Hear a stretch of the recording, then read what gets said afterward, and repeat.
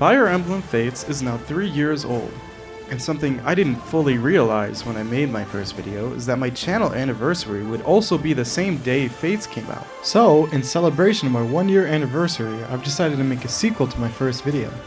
I'm Vthepizzaboy, and here are some more cut and unused content in Fire Emblem Fates.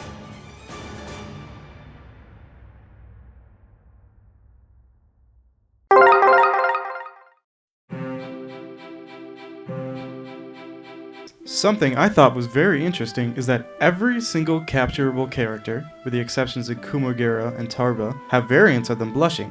These characters include Candace, Daichi, Daniela, Nicole, Omozo, Seno, Sahara, and my waifu, Hitika. There are even story characters with blushing portraits, like Hans, Iago, Zola, and even Garen. Now, while I dream of supports with these characters to finally fulfill my wish of being with Hitika, yeah, I'd be down to have no fan service. So like really ugly people that you can marry, and it's like, you know what I mean? Supports were most likely not planned with these characters. If you didn't know, when developing a game, whenever something is called for use during gameplay, there must be something there. So, here I select Kaze. The game must call for the background, the ground, textures, voice lines, and all unique 3D models. Let's say the devs have not made the Iron Shuriken prop yet. If the game tried to render this scene and it could not find the Shuriken prop, the game crashes. This is because the game is trying to call something that does not exist. So, what does this have to do with blushing portraits? Well, I think the purpose of these portraits was simply for testing. That, or they're filled in portrait list, since most characters have portrait variants like smiling, frowning, and etc.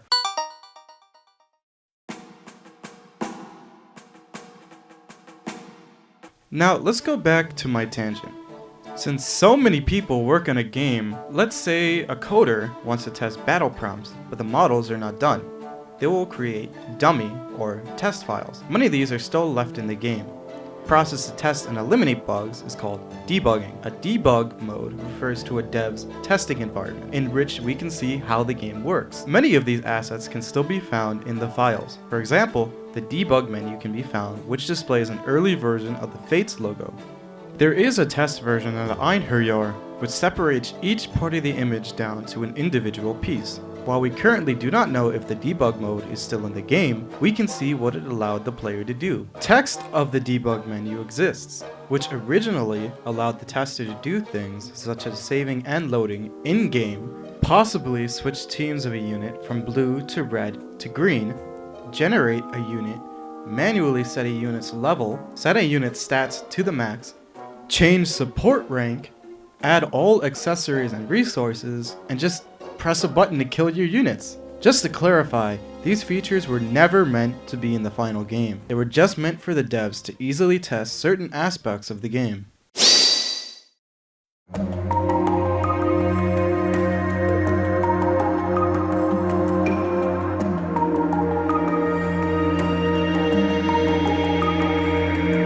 In my first video, I talked about unused critical portraits for Lilith, but she's not the only one who had their crits taken away from them. Lissa has unique critical portraits for this game. We know they're unique because her expression is slightly different from a critical portrait seen in Awakening, and it's drawn in the Fates art style. Since she was only seen in the Before Awakening DLC, and she was only a cleric, these portraits remain unused. Speaking of criticals, Hans, Iago, and Zola all have critical quotes. Here are them now. Enough of this charade! That's it! I have you now. While these are used elsewhere, they do not have any portraits, so if they get a critical, no quotes are triggered. Norian scum!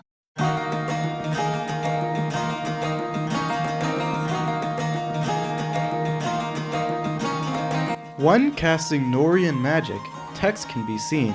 This text is actually in Romanian, and according to Google Translate, means I pay desert from you and I come from a distance and enough style and shows a Chinese character block my face. So it's most likely just gibberish.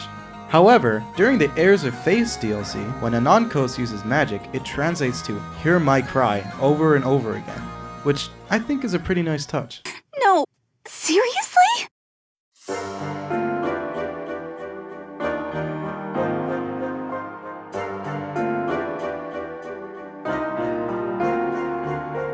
Now, to move on to localization changes. An odd change is that the grunts in the mess hall were captioned in the original release, but remained without subtitles in every other release. This is probably because the localizers felt it was too much work to translate lines that you would only see in the mess hall. Many characters had their names changed from the original to the international versions. In fact, around 35 characters had their names changed to something else. To be fair, many of their names are shortened, like Suzukaze to Kaze, Kazahana to Hana, Midoriko to Midori, Kisaragi to Kuragi. Some of the names, however, were changed to sound more quote-unquote Western, like Kamui being changed to Korin, Tsukuyomi to Hayato, Yugiri to Reina, and Nishiki to Kaden. The other name changes could have just been choices of the localization team since they thought it sounded better. Happy birthday to you.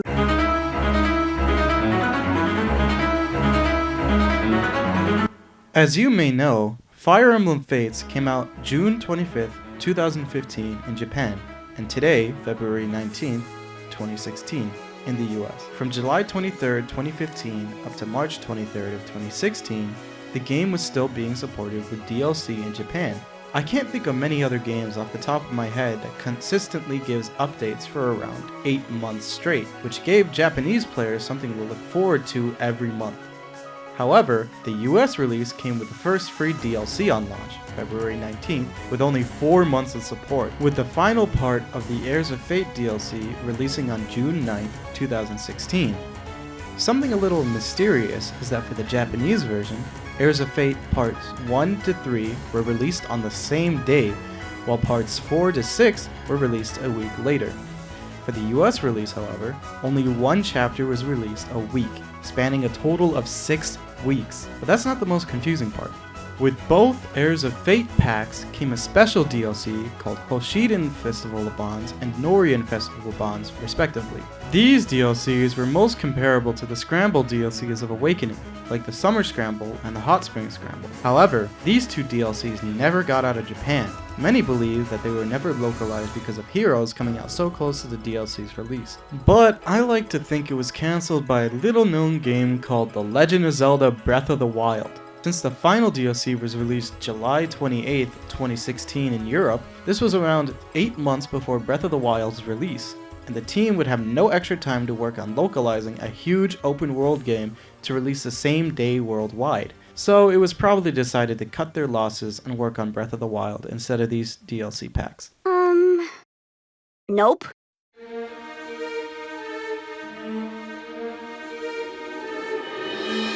Now, something I completely forgot to mention in my first video were the support changes. Niles' S support with the male avatar is exactly the same as his S support with the female avatar.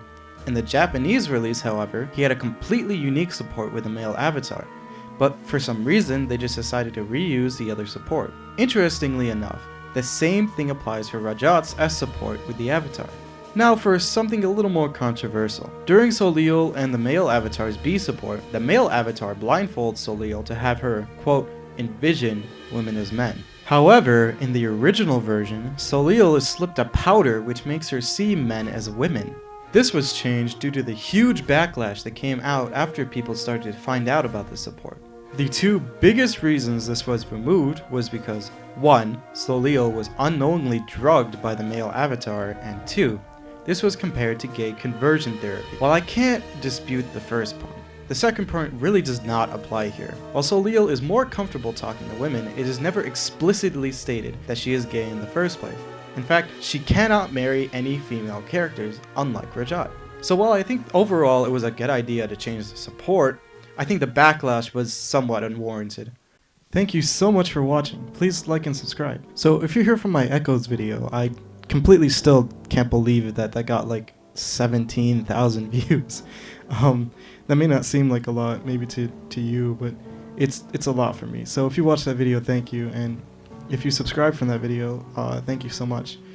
So right now I was working on a review for Fates, a full review.